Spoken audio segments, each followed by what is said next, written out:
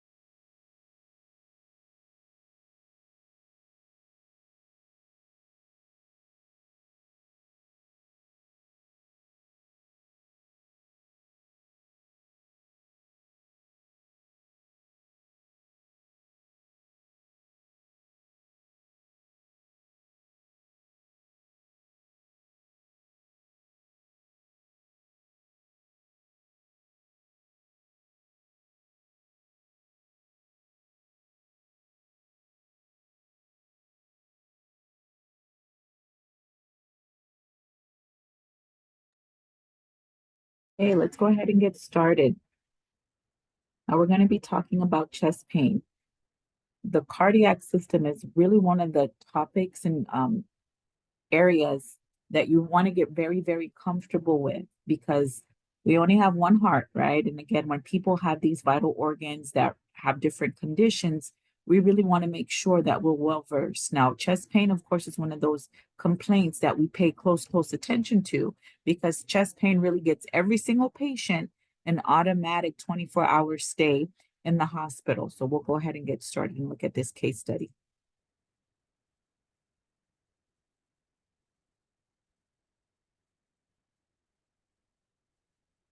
So you need to make sure that you recognize when a patient, of course, is complaining of chest pain. You really want to go through your PQRST.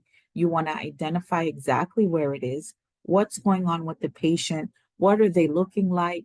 Because, of course, the biggest thing for you is time is tissue. Remember what these key issues that we see, time is always going to be tissue. If you can go ahead and mute yourselves, I greatly appreciate it. Okay, so we really want to focus on this particular issue. So this is our case study that we're going to be looking at. The nurse cares for a 60-year-old male admitted to the emergency department with chest pain. It's 10 a.m. The 60-year-old male client is admitted to the emergency department with crushing sternal pain radiating down the left arm that is worse with walking. The pain began 2 hours ago while walking outside. The client also reports shortness of breath with activity, reports taking a regular aspirin on the way to the hospital.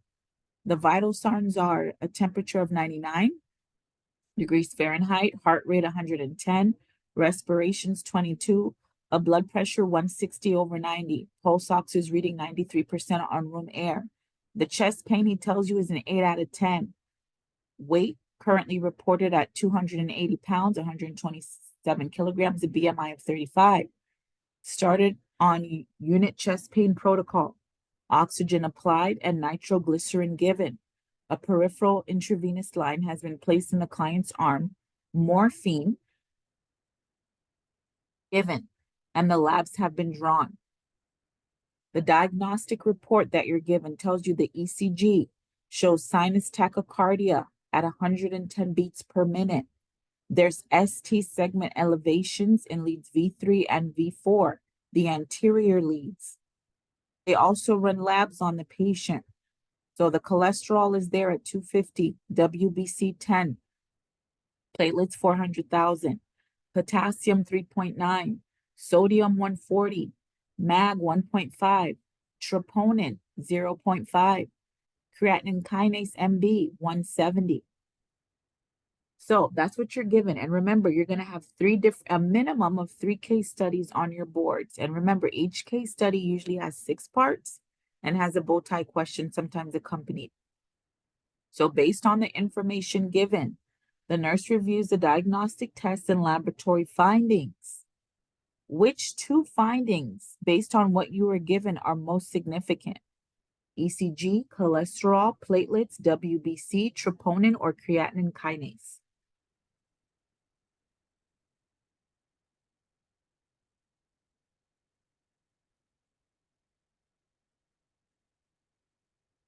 So you have to pick 2.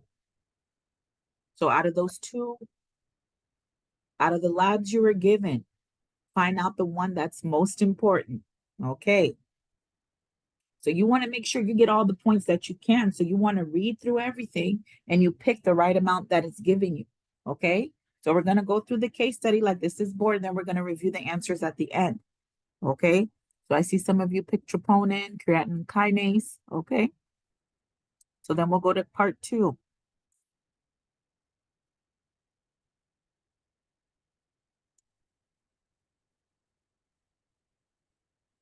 So the nurse cares for the 60-year-old male admitted to the ED. So same thing, there with the patient. Okay, we have the ECG is the same. That's what all the report that we got at 10 o'clock. That was 10 a.m. The lab still from 10 o'clock. And it's asking you now, for each client finding, click to specify whether the finding is consistent with ST elevation myocardial infarction, the STEMI, a non-ST elevation myocardial infarction, or unstable angina. Each finding may be consistent with more than one condition. So this is what board is asking you to do. Do you know the signs and symptoms of a STEMI, a non-STEMI, and unstable angina? Meaning you have to know the different types of chest pain. So based on those, it gives you client findings. So we're looking at creatinine kinase, MB. Would those change with a STEMI, a non-STEMI, or an unstable angina? Would crushing chest pain be seen in a STEMI, non-STEMI, or unstable angina? Would ECG changes be seen in a STEMI, non-STEMI, or unstable angina? Will elevated cholesterol be seen in a STEMI, non-STEMI, or unstable angina? Obesity, do I see that with STEMI, non-STEMI, unstable angina? Troponin T, do I see changes in troponin T in a STEMI, non-STEMI, or unstable angina? Now remember, they want you to match the findings with the indicated issue. So you would click, and remember, it tells you some findings might be seen in more than one condition. So you might see, just for example, if you were to pick obesity, do you see obesity in a STEMI, non-STEMI, unstable angina? Could be 1, could be 2, could be 3. So this is a type of question, and you're going to see it's a typical type of question that you're going to encounter for case study. You have to know signs and symptoms. So again, if this is an area or a subject that you're not well versed in or familiar with, chest pain is a critical component of cardiac that you have to get comfortable with.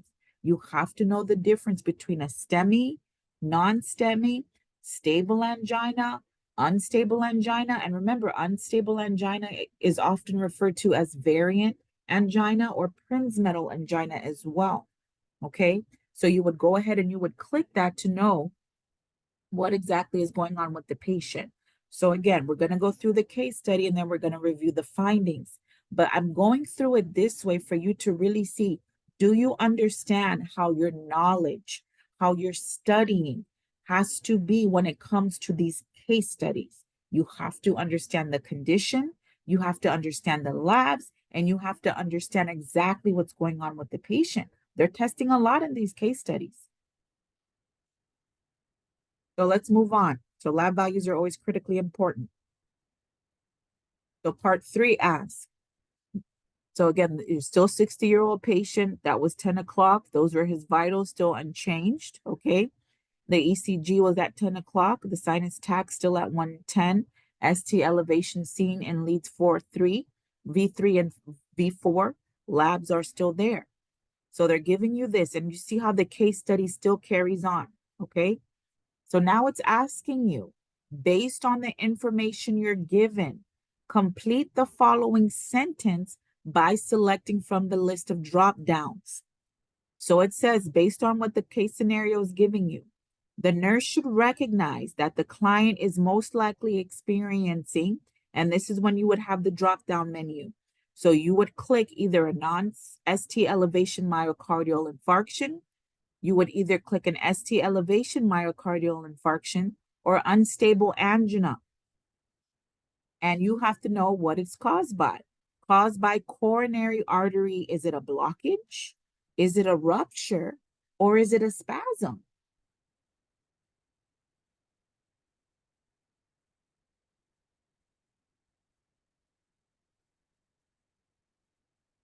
So this is important. Yeah, so we have to know what's going on.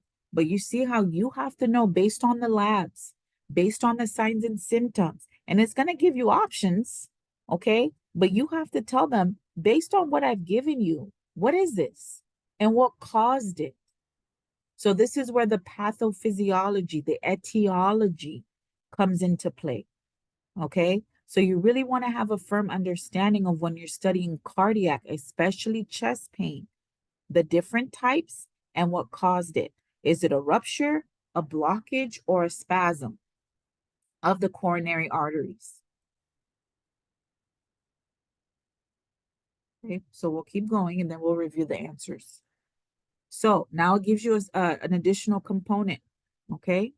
So it's still the same, vitals are the same, nothing's changed from 10 o'clock, labs are the same, ECG report is the same report. The client receives a diagnosis of ST elevation myocardial infarction. Hope you picked that one. Okay. For each potential medication order, click to specify whether the medication is indicated or not indicated to include in the plan of care. So based on this person's diagnosis of a STEMI, would I give analgesics, indicated or not indicated? For a STEMI, do I give antibiotics, indicated or not indicated? For a STEMI, do I give anticoagulants or no anticoagulants? Do I give beta blockers or no beta blockers? Fluid bolus, indicated or not indicated? Fibrinolytics, indicated and not indicated. So this is testing your what? Farm knowledge for this particular condition. So when you're studying cardiac, especially chest pain, you have to know the medications involved. Just like any other disease process, you learn your medications by system. And you have to tell them, I'm giving this med or I'm not giving this med. They didn't give you any specific drugs, as you can see. They just gave you drug classes. They didn't name one in particular. I'm just giving you classes. Do you know what classes of medications are indicated for a STEMI? And you got to click which ones you think they are.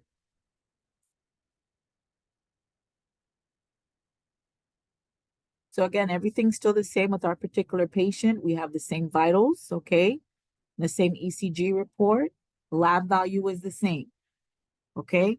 Now we have additional things. There's some orders there that the physician put in based on these results that we got. So the nurse receives orders, okay? You see the medications, enoxaparin 100 milligrams sub-Q, metoprolol 25 milligrams PO, tenecteplase 50 milligrams IV, morphine sulfate 2 milligrams IV as Q 15 minutes as needed for pain. So the nurse receives orders.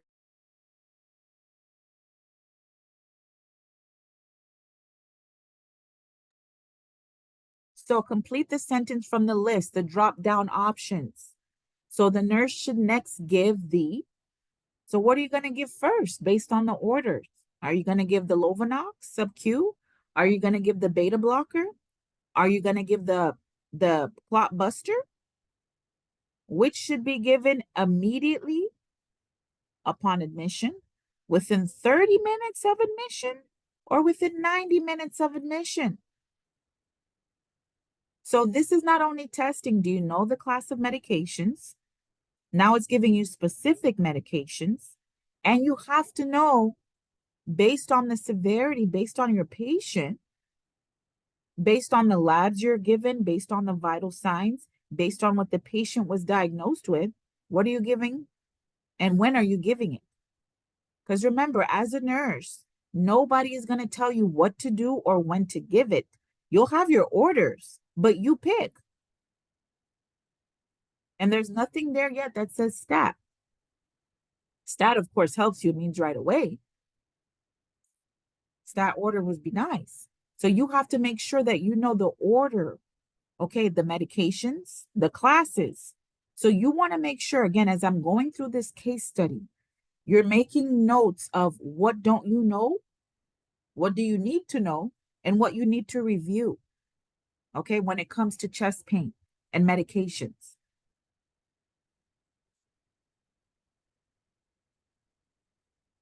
So the last question tells you, same thing, 60-year-old male, ED, his pain began 2 hours ago, walking outside.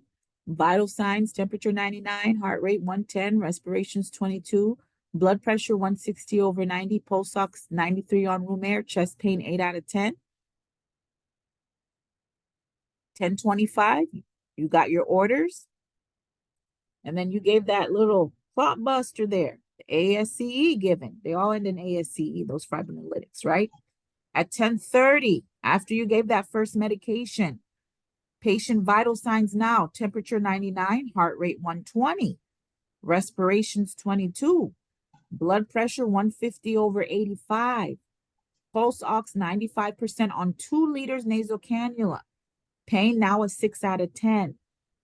So you're looking at the orders before, and you're looking at those vitals. You gave medication, vitals changed. So you got to observe those vital sign changes. ECG, still the same from the first report that we got. And the labs, of course, are still from the 10 a.m. And you got all your medications there for the patient. Now, based on what they give you, you have to understand for the patient what's changed and what's not changed, okay?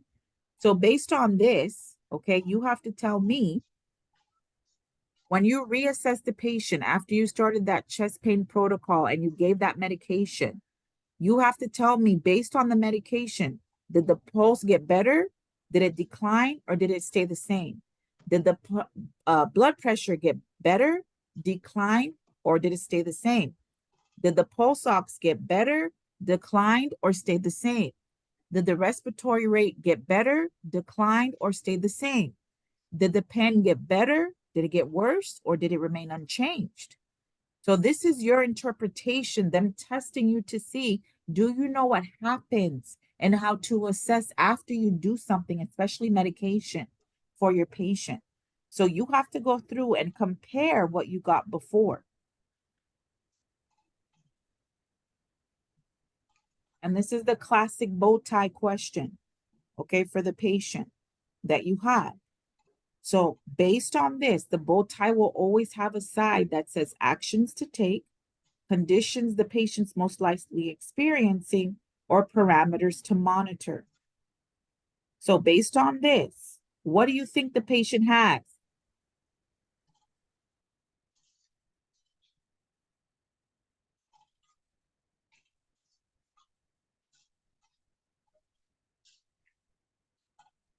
Good, most likely a myocardial infarction. Good, an MI. So now you have to go to the other side, the left side, and said actions to take.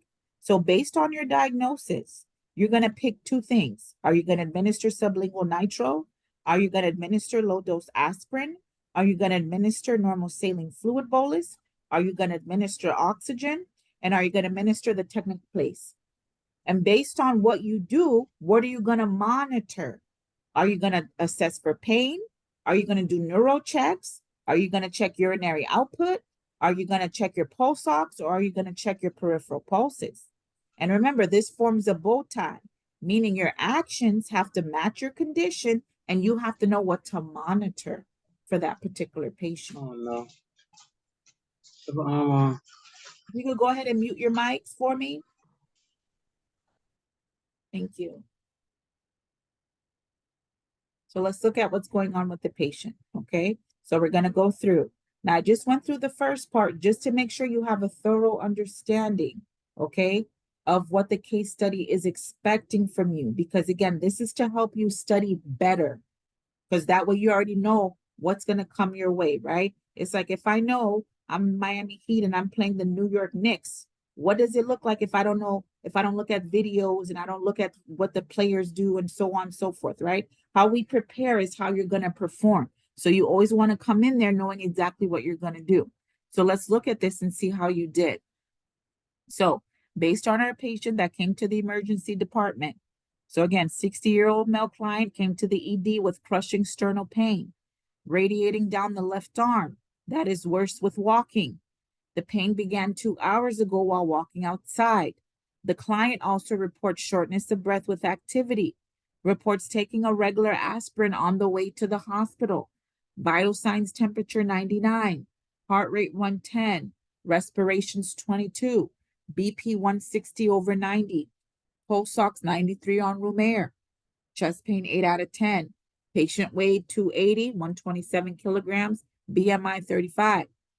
And then, of course, per unit protocol for chest pain, every usually hospital has a chest pain protocol, so you need to know it. Oxygen was applied, nitro given. A peripheral IV has been placed in the client's left arm, morphine given, labs were drawn. So your ECG is always ordered for patients with chest pain. Sinus tach 110, ST elevation in leads V3 and V4, the anterior leads. You got a lab report back.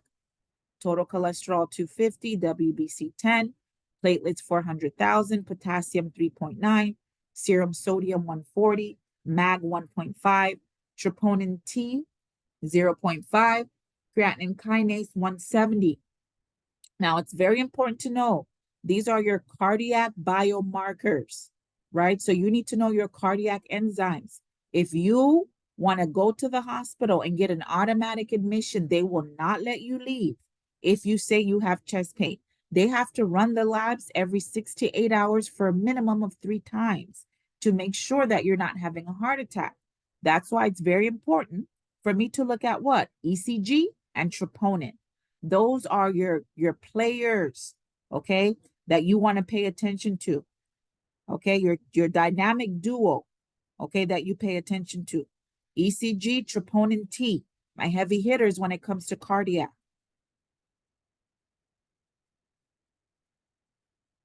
So with this patient, so based on this and the results that we have, it asks you for each client finding, click to specify whether the client is consistent with ST elevation, which is the STEMI, a non-STEMI, or unstable angina.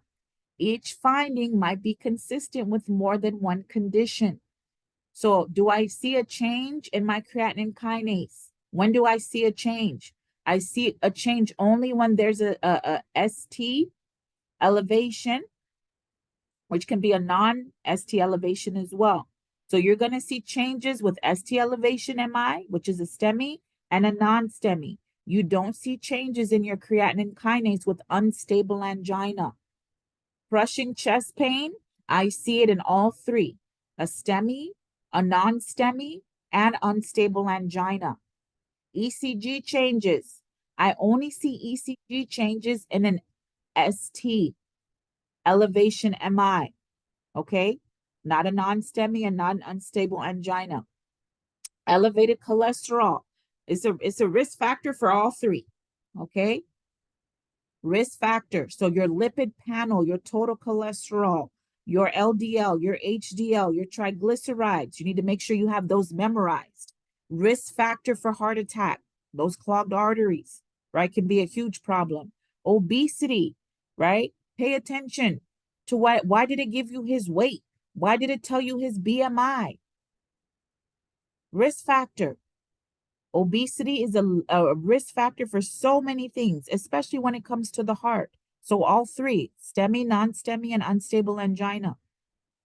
Do I see troponin changes? When do I see troponin?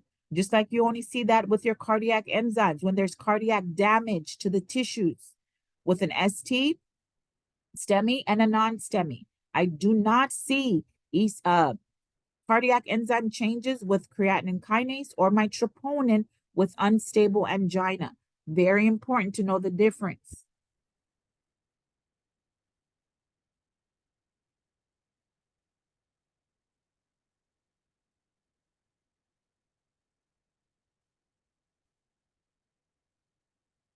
So based on that, based on what it gives you, it's going to ask you to get that diagnosis, okay? So you should recognize that the client is most likely having a what? The client in labs and symptoms are congruent with the ST elevation myocardial infarction. STEMI occurs when there's a sudden rupture of an unstable part of the wall in a heart artery, followed by the buildup of a clot in an attempt to heal it. The clot formation results in total blockage of the artery and loss of blood supply to the heart. Very important to understand again the pathophysiology of the disease process. We move to the next part. So the client receives a diagnosis of ST elevation myocardial infarction. That helped you because it told you the ECG report. So that's why you have to know your ECGs and be able to read them. For each potential medication order, you have to tell me whether the medication is indicated or not in the patient's plan of care for a STEMI. Do you give analgesics for a STEMI? Chest pain is indicated, right? And remember, the patient feels pain because the tissue is dying. It hurts when tissues die. It's the body screaming out something is wrong. So you're going to give that analgesics. Do I need to give antibiotics? No. The WBCs were fine, okay, and no signs and symptoms, okay, of any type of infection noted. Anticoagulants, yes, yes, yes. Based on the etiology, I want to make sure to prevent further what? Clots. Beta blockers, you saw that heart rate, tacky, tacky, tacky, okay? So you want to make sure that they're getting that heart rate down. And of course, beta blockers are indicated to do what? Increase myocardial perfusion. Remember, the tissue is being deprived of oxygen. So you want to slow that heart rate down, get it to fill, and so that way it can still perfuse out to your body, and of course your systemic circulation. Fluids. Do I need a fluid bolus? I hope you don't give no fluid bolus. What's going to happen if you bolus this patient with a blood pressure at 160/90? If you bolus this patient, what are you going to do to his blood pressure?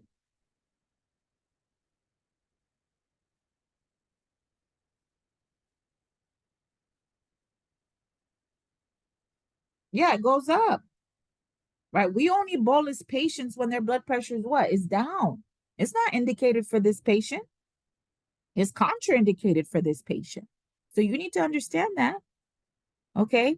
And am I going to give fibrinolytics? Yes, I am. What does the patient have? A clot.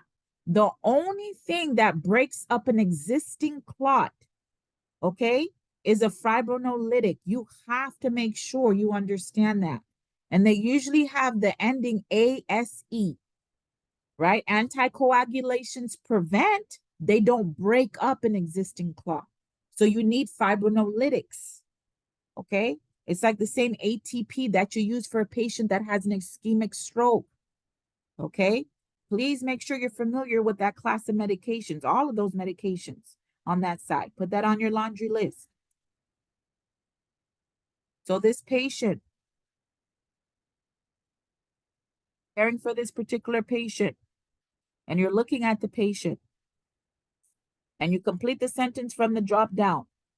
So you're going to give that clot buster within 30 minutes of admission. Remember, the clot busters usually have a small window. Anybody know the window for clot busters? What's the window I can give it?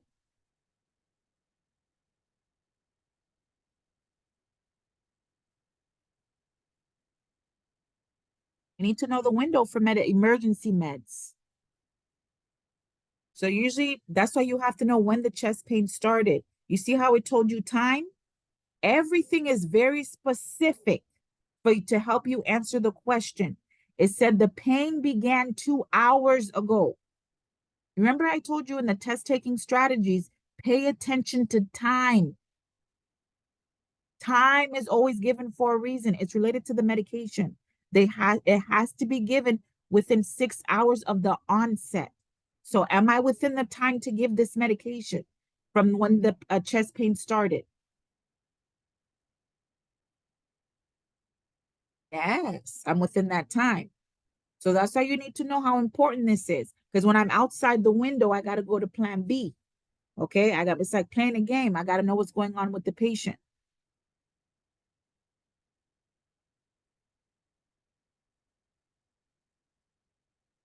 So once you give that medication, okay, based on what we saw for the patient, you gave the medication. So you have to tell me if it got better or if it got worse. Okay, so we're looking at pulse. So the pulse before was 110. What is the pulse now? After I gave the medication. So at 10 o'clock, it was 110. 10:30 is 120. Did it get better, decline, or remain unchanged?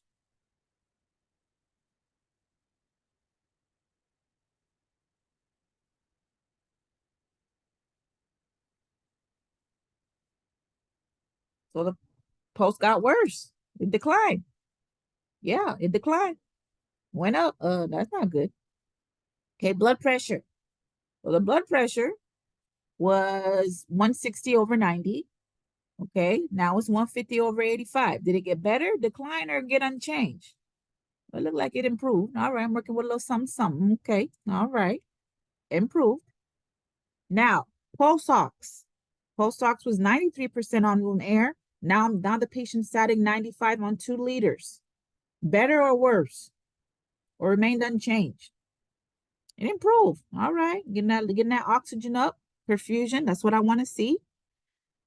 Respiratory rate, better, worse, or unchanged? Well, let's look at it. 22, still 22, unchanged. Pain, before 8 out of 10, now 6 out of 10. Improve, decline, unchanged. Better, good. So that's what you want to do, okay? Make sure you go through. So they're looking at all of this, okay? So again, the blood pressure, pulse ox, and pain level have all improved after the client received oxygen per nasal cannula, the nitro, the morphine, okay? And that my fibrinolytic. This is classic nursing medicine when it comes to chest pain and what you're monitoring. Heart rate has increased. This could be an indicator of the heart muscle attempting to pump more oxygenated blood to the tissues, and the respiratory rate is unchanged. So please make sure, if you don't know about nitro, review your nitro. What's important about nitro? How often does the patient take it? Every 5 minutes. You can take it up to 3 times from the onset of chest pain. What color bottle should nitro be stored in? It's sensitive to what? To light. Yeah, it needs to be in a dark bottle. Patient needs to carry that with them at all times. And this is an example of sublingual nitro. There's some nitro that they can even spray now. Okay, very important. Vasodilates. Let's look at the little bow tie. Patient's having myocardial infarction. What am I going to administer? Sublingual nitro. Okay, so the actions and monitoring for a client with acute coronary syndrome. This is known as ACS. When you're studying this in your cardiac section, please make sure you have mastered acute coronary syndrome. Okay, the different types of chest pain.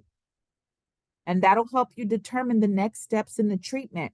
So you're going to make sure the patient has what? Oxygen and nitro to help improve the oxygenation of the blood cells and vasodilate the vessels to improve blood flow to the what? Heart muscle. Remember, your heart is dying. The heart is dying. It needs what? It needs to relax, to rest, and to get perfused. So improving ischemic pain indicates improved perfusion. So when the pain decreases, it means that the tissues are, oh, all right, I'm finally getting some O2. I feel a little better. All right, my heart. Yeah, that's what's happening. That's why the pain is going down. The tissue is being relieved. Okay, and remember, once the tissue dies, it's dead. It's not resurrection. All right. So the pulse ox should be equal or more than 95% to have adequate oxygenation. That's what you should know. Your O2 should always be greater. So the low dose aspirin is not indicated for MI. However, aspirin should be given in a higher dose.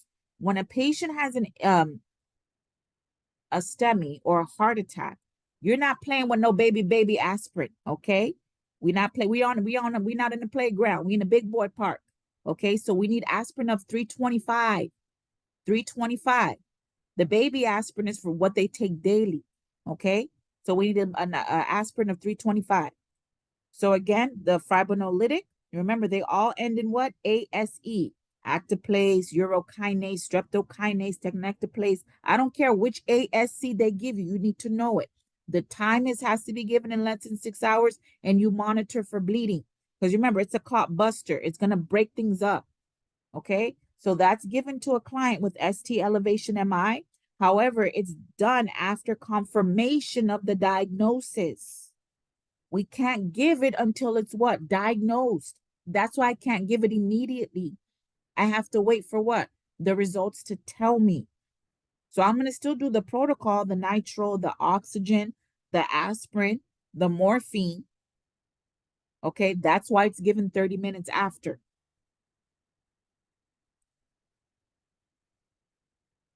So the bow tie, again, we focus on those particular things. What are you going to monitor? Pain and pulse ox. Pain and pulse ox for this patient.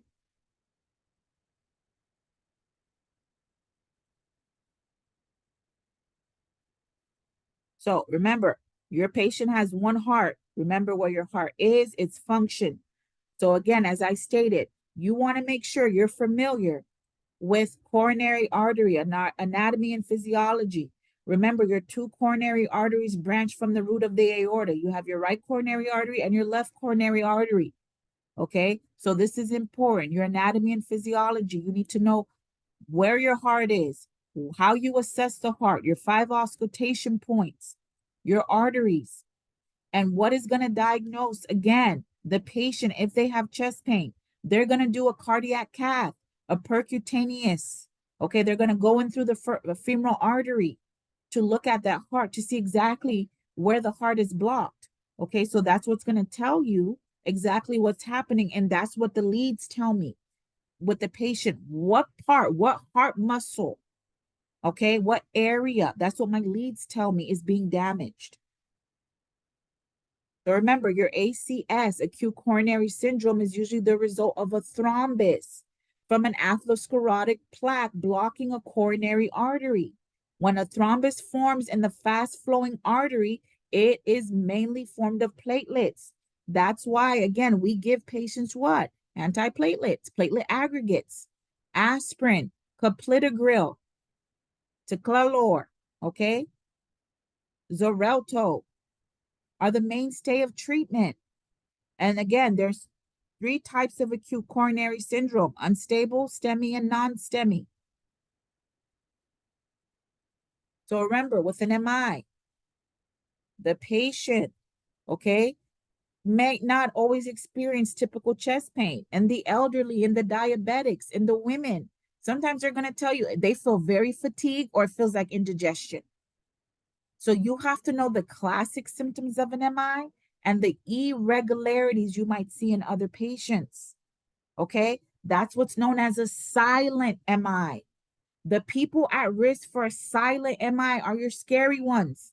They ain't gonna tell you nothing about chest pain. I got a little gas, give me a little Tums. Oh, if they're diabetic, if they're a female, if they're an elderly, when they tell you indigestion, look twice.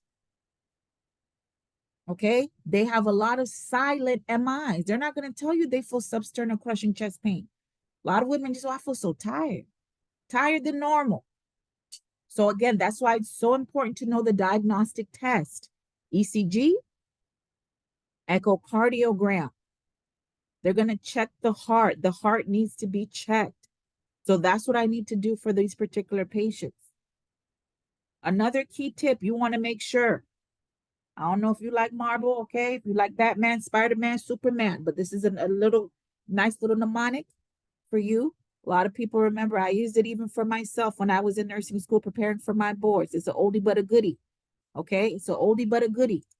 You need to make sure, again, the acronym is OBATMAN. Okay, oxygen.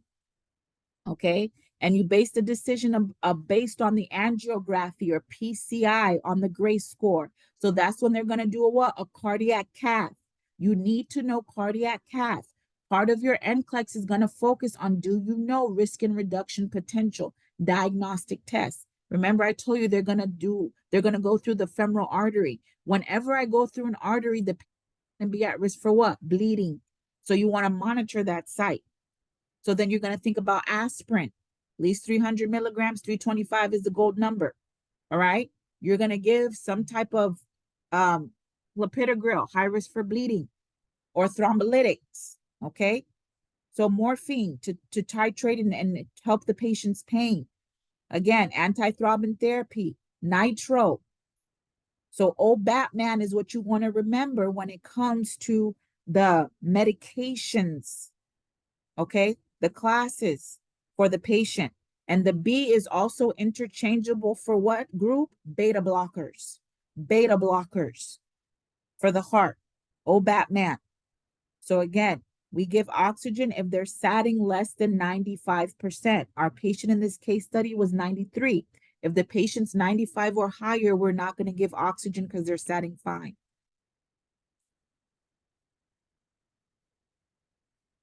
So please make sure you go through and you review your key things when it comes to what I talked about when it comes to chest pain, your medications, your OBATMAN, the signs and symptoms of acute coronary syndrome, aka chest pain. Myocardial infarction is a heart attack. There's a blockage in the coronary arteries, usually due from an atherosclerotic plaque. So we look at their risk factors: diabetics, people with high blood pressure, hypertensives, hyperlipidemia are always at risk. People who are obese, people who smoke. These are all risk factors for acute coronary syndrome. I need to know, of course, the signs and symptoms of chest pain, classic substernal crushing chest pain. There's an elephant sitting on my chest. It radiates to the jaw, to the left arm.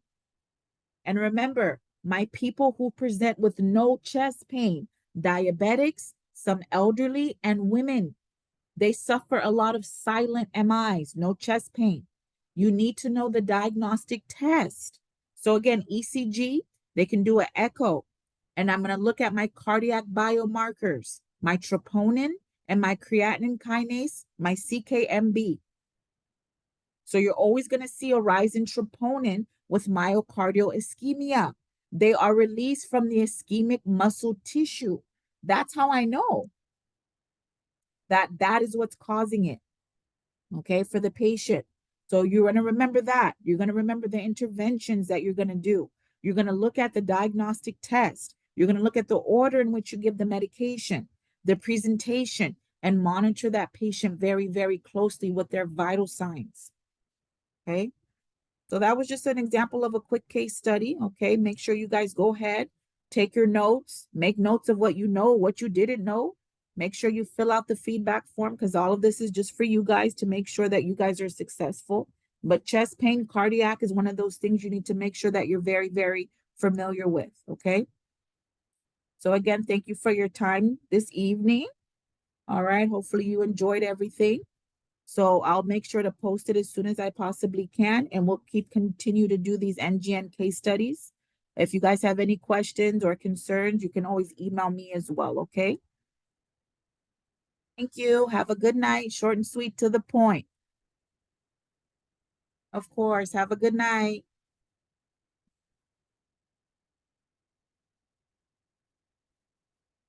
Stay encouraged. You got this. Sacrifice is worth it. Good night, of course. My pleasure.